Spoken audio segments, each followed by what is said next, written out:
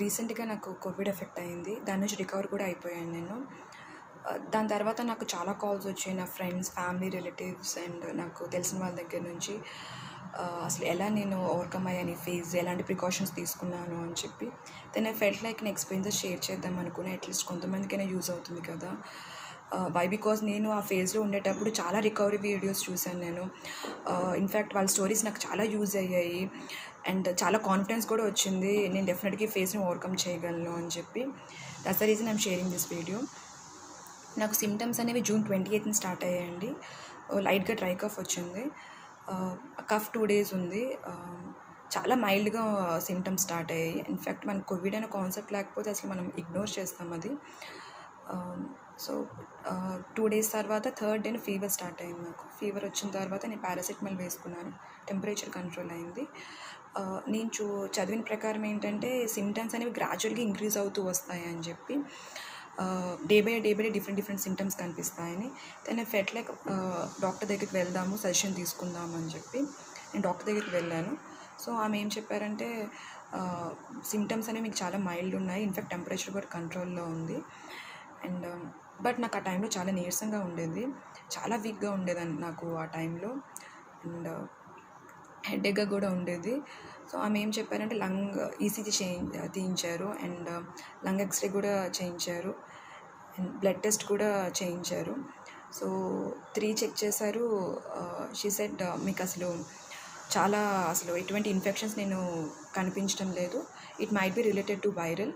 So మీరు 4 to 5 days fever tablets ఇస్తాను నేను. అవి యాంటీబయాటిక్స్ కూడా ఇవ్వలేదు, జనరల్ నార్మల్ ట్యాబ్లెట్స్ ఇచ్చారు.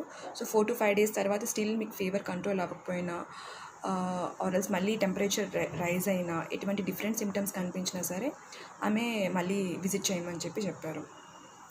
సో నేను 4 to 5 days యూజ్ చేశాను నేను ట్యాబ్లెట్స్ అవి. సో మల్టీవైటమిన్ ట్యాబ్లెట్ కూడా ఇచ్చారు అందులో. So I think symptoms start అయిన 8th day or 7th day నాకు స్మెల్ రిడక్షన్ నోటీస్ చేశాను నేను. స్ట్రాంగ్ స్మెల్స్ ఏవి నాకు రావడం లేదు, అంటే కంప్లీట్గా రెడ్యూస్ అవ్వలేదు, పార్షియల్గా రెడ్యూస్ అయింది. సో నేను అది నోటీస్ చేసిన తర్వాత వెంటనే డాక్టర్ దగ్గరికి వెళ్ళాను నేను.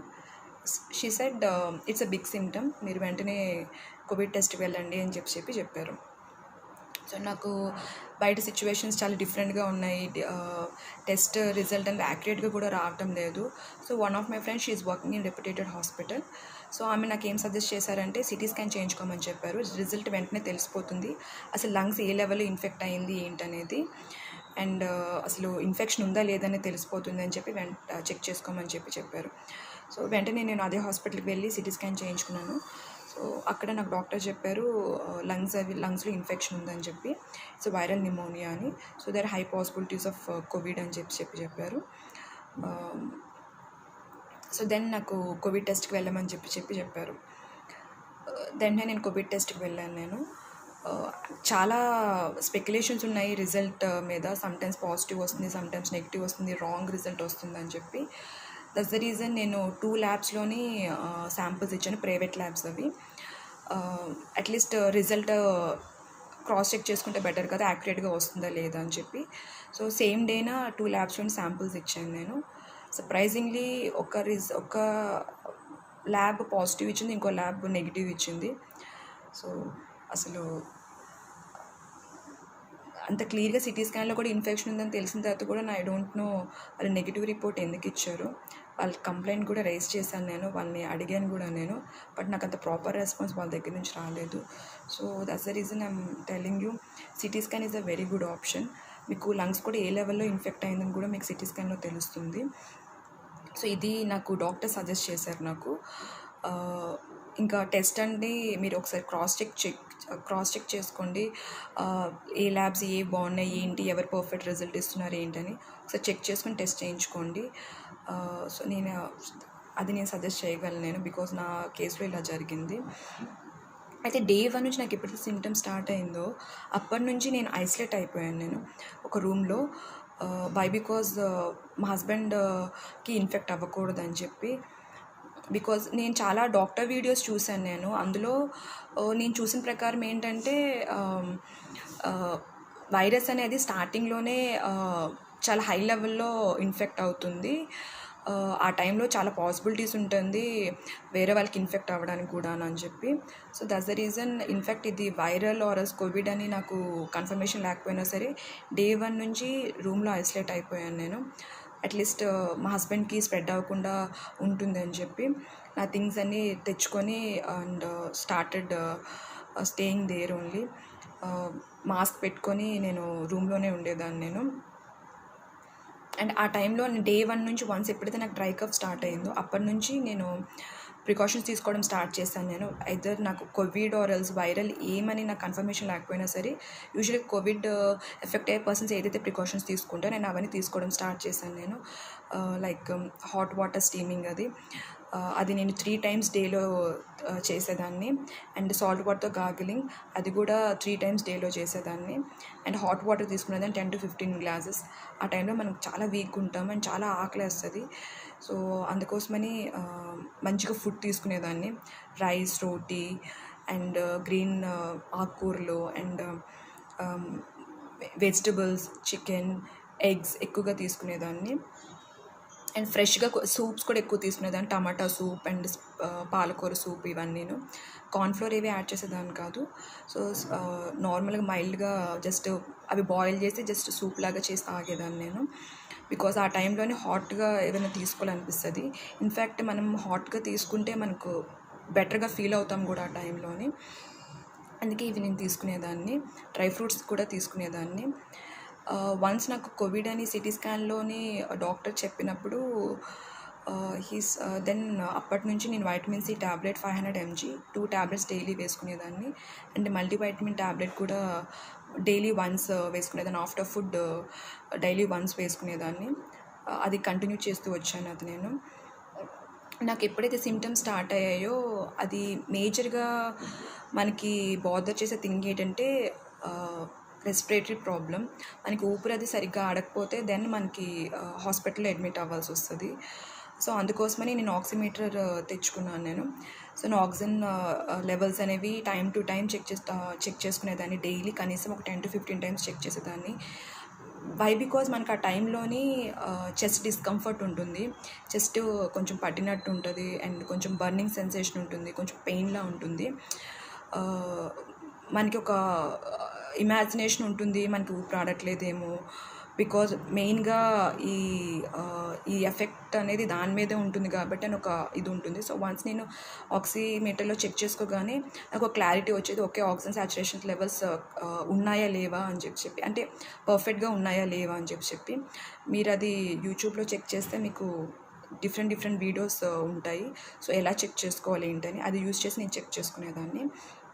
అట్లీస్ట్ డేలో 10 to 15 times నేను రీడింగ్స్ తీసుకునేదాన్ని అసలు పర్ఫెక్ట్గా ఉన్నదా లేదా అని చెప్పి. సో నాకు వన్స్ కోవిడ్ అని తెలిసిన తర్వాత నేను స్పెషల్గా ఏ డాక్టర్ దగ్గరికి వెళ్ళలేదు. సో సేమ్ నేను డే 1 నుంచి ఏదైతే ప్రికాషన్స్ తీసుకున్నానో అదే తీసుకోవడం స్టార్ట్ చేశాను నేను. రూమ్లోనే ఉన్నాను నేను. And one of my relative అనమాట, హీజ్ అ డాక్టర్. సో ఆయన సజెషన్స్ తీసుకున్నాను నేను. సో ఆయనకు చెప్పాను నేను ఏవైతే ఫాలో అవుతున్నానో అని చెప్పి. సో ఆయన కూడాను సేమ్ మీరు ఏదైతే ఫాలో అవుతున్నారో అదే కంటిన్యూ చేయమని చెప్పారు.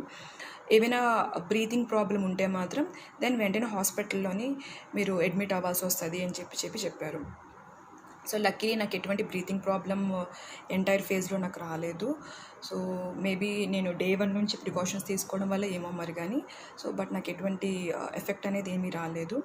అండ్ వన్ మోర్ థింగ్, నేను డే 1 నుంచి కషాయం కూడా తాగడం స్టార్ట్ చేశాను నేను. అది మనకి లింక్స్ యూట్యూబ్లో దొరుకుతుంది. కాడా అని టైప్ చేయగానే మనకు చాలా వీడియోస్ దొరుకుతాయి. కషాయం కూడా తాగేదాన్ని. అండ్ హాట్ వాటర్లోని లెమన్, హనీ అండ్ శొంఠి పొడి ఇది మిక్స్ చేసి ఇది నేను కంటిన్యూస్గా డేలోని 3 times తాగేదాన్ని. కషాయం మాత్రం ఒకసారి తాగేదాన్ని డేలోని. అండ్ మ్యాక్స్ టు మ్యాక్స్ ఆ టైంలోని హాట్ వాటర్ ఎక్కువగా తీసుకోవడం, కొంచెం హాట్ లిక్విడ్స్ ఎక్కువ తీసుకుంటే ఆ టైంలో కొంచెం బాగా రిలాక్సింగ్గా అనిపిస్తుంది, చాలా వీక్గా అనిపిస్తుంది. సో మంచిగా ఫుడ్ తీసుకోవాలి ఈ టైంలోని. అండ్ డెఫినెట్గా నాకు ఈ సిమ్టమ్స్ అనేవి almost 15th day 16th dayకి normal అయిపోయాను నేను. సో ఫీవర్ అదంతా ఏం లేదు ఇంకా. అండ్ ఎనర్జీ కూడా గెయిన్ అయ్యాను. అండ్ నా స్మెల్ ఏదైతే రెడ్యూస్ అయ్యానో అది కూడా నేను కంప్లీట్గా డిటెక్ట్ చేయడం స్టార్ట్ అయింది. అండ్ వీక్నెస్ అదంతా కొంచెం గ్రాడ్యువల్గా తగ్గుతూ వచ్చింది. సో చెస్ట్ డిస్కంఫర్ట్ అండ్ చెస్ట్లో పట్టడం ఇదంతా కూడా తగ్గింది. ఆ టైంలో మనం చాలా రెస్ట్ తీసుకోవాలి. మ్యాక్స్ టు మ్యాక్స్ కొంచెం పాజిటివ్గా ఉంటూ రెస్ట్ తీసుకోవాలి. అండ్ డెఫినెట్గా ఒప్పుకుంటాను, ఈ ఫేజ్ నేను క్రాస్ అయ్యాను కాబట్టి కాన్ఫిడెంట్గా చెప్పగలుగుతున్నాను. బట్ వన్స్ ఇనీషియల్గా కోవిడ్ అని ఇనిషియల్గా డే 1 నుంచి నేను కొంచెం ప్రిపేర్డ్ ఉన్నాను. బికాజ్ నాకు అంత వీక్నెస్ కానీ అలాగా అంత డిస్కంఫర్ట్ కానీ ఎప్పుడూ నేను ఫీల్ అవ్వలేదు. సో నేను డే 1 నుంచి ఇది might be related to Covid అని నేను అనుకున్నాను నేను. సో అప్పటి నుంచి కొంచెం ప్రిపేర్డ్ ఉన్నాను నేను. బట్ వన్స్ కోవిడ్ అని తెలిసిన తర్వాత సిటీ స్కాన్లోని చాలా బాధ అనిపించింది. చాలా డిప్రెస్ అయ్యాను. డెఫినెట్గాను మనం ఎంత చెప్పినా ఈ ఫేజ్ని క్రాస్ చేసేటప్పుడు డెఫినెట్గా కొంచెం టెన్షన్ పడతాం, ఏమవుతుంది ఏంటనేది. బట్ నో వర్రీస్, మనం డెఫినెట్గా క్రాస్ చేయొచ్చు ఈ ఫేజ్ని చాలా ధైర్యంగా. సో ఆ టైంలో డిప్రెస్ అయ్యే టైంలోని సో నేను ఎక్కువగా యూజువల్గా నేను యోగా కూడా 15 minutes అలాగా చేయడానికి ట్రై చేసేదాన్ని. కొన్ని డేస్ ట్రై చేశాను కూడా నేను. బట్ చాలా వీక్గా ఉండేదాన్ని, ఎక్కువ రోజులు చేయలేకపోయేదాన్ని. అండ్ ప్రాణాయామం మాత్రం డైలీ చేసేదాన్ని. అనులోమ్ విలోమ్ ప్రాణాయామం నేను ట్రై చేశాను. నేను ఎవ్రీడే 10 minutes ప్రాణాయామం చేశాను నేను. అండ్ 10 minutes మెడిటేషన్ కూడా చేశాను. వై బికాజ్ ఆ టైంలో మనం మెంటలీ చాలా ఎఫెక్ట్ అయి ఉంటాము. అండ్ సిమ్టమ్స్ కన్నాను ఏం జరుగుతుందనే టెన్షన్ మనలో చాలా ఎక్కువ ఉంటుంది. అసలు ఏమవుతుంది, నెక్స్ట్ డే ఏమవుతుంది, అసలు మనం ఈ ఫేస్ క్రాస్ చేయగలమా లేదా, ఇంకా డిఫరెంట్ సిమ్టమ్స్ కనిపిస్తే పరిస్థితి ఏంటి, అండ్ బయట సిచ్యువేషన్స్ కూడా డిఫికల్ట్గా ఉంది. సో ఇలాంటి టైంలో మనం ఎలా సర్వే అవ్వాలని చెప్పి డిఫరెంట్ మన కన్ఫ్యూజన్స్, టెన్షన్స్ వస్తాయి. సో బట్ ఏమీ టెన్షన్ లేదు, మనం డెఫినెట్గా ఓవర్కమ్ అవ్వగలం. బికాస్ గుడ్ థింగ్ ఏంటంటే రికవరీ రేట్ చాలా హై ఉంది దీనికి. సో బట్ ఆ టైంలో మనం ప్యానిక్ అవ్వద్దు అనేసి డెఫినెట్గా అవుతాము. But just be strong. ఎందుకంటే మనం స్ట్రాంగ్గా లేకపోతే చుట్టుపక్కల ఫ్యామిలీ మెంబర్స్ అందరూ చాలా వీక్ అవుతారు. అండ్ లక్కీలీ మా హస్బెండ్కి కోవిడ్ ఎఫెక్ట్ అవ్వలేదు. సో ఆయన టెస్ట్ నెగిటివ్ వచ్చింది. అండ్ ఆయనకి ఎటువంటి సిమ్టమ్స్ కూడా ఏమీ లేవు. అండ్ ఆ టైంలో స్ట్రాంగ్గా ఉండాలి. అండ్ మ్యాక్స్ టు మ్యాక్స్ మనల్ని కొంచెం పీస్ఫుల్గా ఉంచుకోవడానికి ట్రై చేయాలి. అండ్ న్యూస్ అవేవి చూడొద్దు. అండ్ సక్సెస్ఫుల్ స్టోరీస్ ఎక్కువగా చూడండి. బికాజ్ అది మనకు చాలా కాన్ఫిడెన్స్ ఇస్తుంది, మనం డెఫినెట్గా మనం ఓవర్కమ్ చేయగలము అని చెప్పి. So this is what I did in my face. I hope నా ఎక్స్పీరియన్స్ మీకు యూజ్ అయ్యా అనుకుంటున్నాను నేను. And thank you so much. And max to max ఇంట్లో ఉండడానికి ట్రై చేయండి. ఎమర్జెన్సీ ఆర్ వర్క్ పర్పస్ మీద డెఫినెట్గా వెళ్ళడం తప్పదు. బట్ ఫ్యామిలీ గ్యాదరింగ్స్ కానీ, ఫ్రెండ్స్ పార్టీస్ కానీ అవి మనం తర్వాత కూడా చేసుకోవచ్చు కదా. వై బికాజ్ ఈ వైరస్ అనేది ఎలా స్ప్రెడ్ అవుతుందో మనకు తెలియటం లేదు. అండ్ ఇప్పుడు తర్వాత స్ప్రెడ్ అయిన తర్వాత ఈ ఫేస్ క్రాస్ అవ్వడం అనేది కొంచెం డిఫికల్ట్గా ఉంటుంది. ఎమోషనల్గా కొంచెం సో సిమ్టమ్స్ వీటన్నిటికన్నా ఎమోషనల్గా కొంచెం ఎఫెక్ట్ అవుతాము. సో ఇలాంటి ఫేస్ తెచ్చుకోవడం ఎందుకు. So it's a big life. మనం తర్వాత కూడా మీట్ అవ్వచ్చు, తర్వాత కూడా మనం పార్టీస్ చేసుకోవచ్చు, గ్యాదరింగ్స్ గట్రా చేసుకోవచ్చు. సో బికాజ్ మన ఇంట్లో మన ఓల్డ్ ఏజ్ పీపుల్ ఉంటారు, సో ఓల్డ్ పీపుల్ ఉంటారు, సో పెద్దవాళ్ళు ఉంటారు, వాళ్ళు ఎఫెక్ట్ అయ్యే ఛాన్సెస్ కూడా ఉంటాయి. సో నేను చూసిన ప్రకారం అన్ని ఏజ్ గ్రూప్స్ కూడా సక్సెస్ఫుల్గా క్రాస్ చేస్తున్నారు ఈ ఫేజ్ని. సో ఎటువంటి టెన్షన్ ఏమీ లేదు. బట్ డే 1 నుంచి మనం ప్రికాషన్స్ తీసుకోవడం స్టార్ట్ చేయాలి. ఇది నా ఎక్స్పీరియన్సెస్లో నేను నేర్చుకున్నది. డే 1 వన్స్ మనకి ఎప్పుడైతే కొంచెం నీరసంగా అనిపించినా, ఇలాంటి సిమ్టమ్స్ స్టార్ట్ అయినా సరే వెంటనే మనం ప్రికాషన్స్ తీసుకోవడం స్టార్ట్ చేయాలి. సో స్టార్ట్ చేయగానే ఐ ఫెల్ట్ బికాస్ ఇనిషియల్ స్టేజ్లోనే చాలా ఎక్కువగా ఉంటుంది దీని ఎఫెక్ట్ అనేది.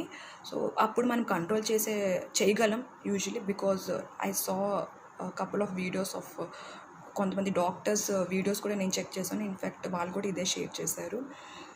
So this is about it. And I hope నా ఎక్స్పీరియన్స్ మీకు యూజ్ అయ్యా అనుకుంటున్నాను.